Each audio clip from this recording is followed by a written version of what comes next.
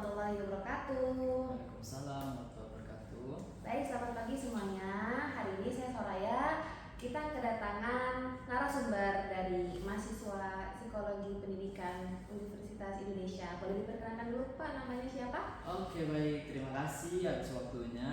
Bismillah, perkenalkan nama saya Muhammad Adnan Ali Ridho. Saat ini saya menempuh S2 di Universitas Al-Azhar Indonesia dengan Fakultas Psikologi Pendidikan. Nah, dalam kesempatan ini saya akan berbincang-bincang tentang judul saya tentang tugas akhir tesis, yaitu makna spiritualitas bagi santri penghafal Al-Quran dari keluarga bercerai serta implikasi terhadap self-efficacy, motivasi belajar, dan kesejahteraan psikologis.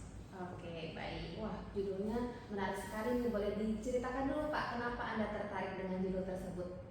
Oke, kenapa sih saya tertarik terhadap judul ini? Sebetulnya karena kita sebagai santri, pengalaman pribadi terutama, sering menemukan atau berdialog dengan para santri atau teman yang mempunyai latar belakang keluarga bercerai. Maka dari itu dan begitu terlihat dari sikap, komunikasi, kemudian juga dari presentasi sebagai seorang santri, terdapat beberapa perbedaan dari santri pada umumnya. Maka dari itu saya tertarik untuk mengulik, untuk meneliti, untuk mencari, memberikan solusi bagaimana seorang santri dengan latar belakang keluarga yang berbeda mempunyai kemampuan atau mempunyai kapasitas yang bisa mengimbangi terhadap keluarga, terhadap santri yang mempunyai latar belakang keluarga yang lainnya. Seperti itu loh. Baik, apa masalah utama yang ingin Anda kaji di penelitian tersebut? Karena kan tadi dijelaskan ada beberapa variabel. Betul. Boleh dijelaskan Pak? Oke, kenapa sih demikian? Karena perceraian orang tua seringkali memberikan dampak psikologis tentunya pada diri pribadi seorang anak, terutama tentang motivasinya belajar, kemudian juga rasa keamanan, kemudian juga rasa percaya diri untuk berdiri di hadapan teman-temannya. Namun, fenomena menarik bahwa sebagian santri tetap mampu berprestasi dan memiliki keterangan batin yang sama terhadap yang lainnya. Hal ini menarik untuk diteliti dari segi spiritualitas. Maka dari itu, apakah peran menghafal Al-Quran mempunyai dampak atau mempunyai implikasi terhadap kesejahteraannya, kesejahteraan psikologisnya, kemudian juga terhadap motivasi yang mampu bersaing dengan teman-teman pada umumnya. Serta yang terakhir adalah mempunyai kepercayaan diri yang mampu juga menunjukkan bahwasannya tidak ada perbedaan terhadap keluarga yang melatar belakangi seorang santri. Seperti itu.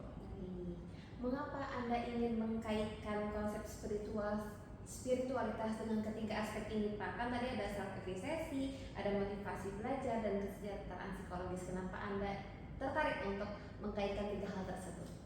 Oke, karena spiritualitas itu erat kaitannya dengan menghafal Al-Quran. Kenapa demikian? Karena menghafal Al-Quran dapat menjadi sumber utama atau menjadi sumber yang kuat, menjadi kekuatan batin sehingga tumbuhnya rasa kepercayaan diri.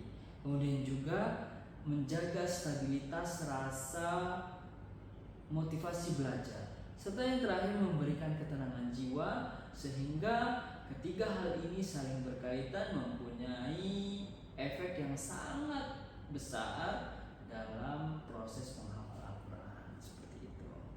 Baik, berarti ada keterkaitan nih antara spiritualitas dengan self efficacy, motivasi belajar, dan kesejahteraan psikologis Betul, ya. seperti Baik. itu. Kemudian pendekatan apa nih yang ingin Anda gunakan di penelitian tersebut? Oke, tentunya penggunaan dalam penelitian ini kita menggunakan kualitatif fenomenologis. Ya, jadi fenomena-fenomena yang terjadi ketika seorang santri bertumbuh, ketika seorang santri menyelesaikan persoalannya, juga ketika seorang santri jauh dari keluarganya, bahkan tidak satu orang pun yang mengerti terhadap kesejahteraan psikologis dia, seperti itu. Sehingga kejadian fenomena ini dapat kita teliti tentunya tanpa adanya tekanan, sehingga seorang santri mampu bercerita dengan tulus, mampu bercerita dengan apa adanya, dan sehingga data yang diambil kita menjadi data yang akurat, seperti itu. Baik, pertanyaan terakhir nih, apa implikasi praktis dari penelitian Anda?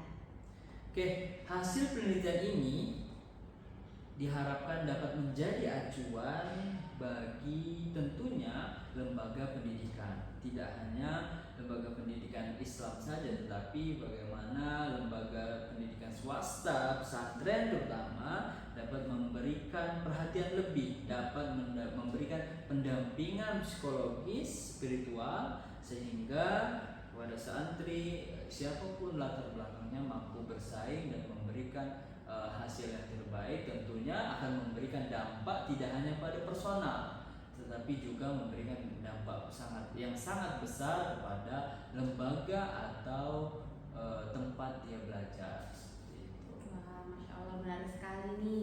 Karena kan di akhir-akhir ini banyak sekali angka perceraian ya, tentu dampaknya juga kepada anak. Mudah-mudahan dari penelitian Pak Adnan ini bisa memberikan dampak positif buat khususnya santri tersebut, siswa-siswa yang dari keluarga bercerai, kemudian lembaga pendidikan agar dapat memberikan perhatian khusus.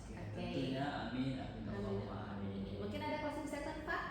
Oke, tentunya penelitian ini memiliki banyak kekurangan, akan tetapi suatu hal yang dengan niatan yang baik akan memberikan dampak yang positif, sehingga terjalin terus perkembangan dan peneliti-peneliti selanjutnya bisa meneruskan, bisa berkolaborasi terhadap penelitian yang ada, sehingga memberikan hasil yang lebih kompeten dan memberikan hasil yang lebih sempurna, seperti itu. Masya Allah, terima kasih banyak Pak atas waktu dan kesempatannya, atas sharingnya. Mudah-mudahan memberikan dampak positif buat semuanya. Terima kasih banyak. Wassalamualaikum warahmatullahi wabarakatuh. Waalaikumsalam warahmatullahi wabarakatuh.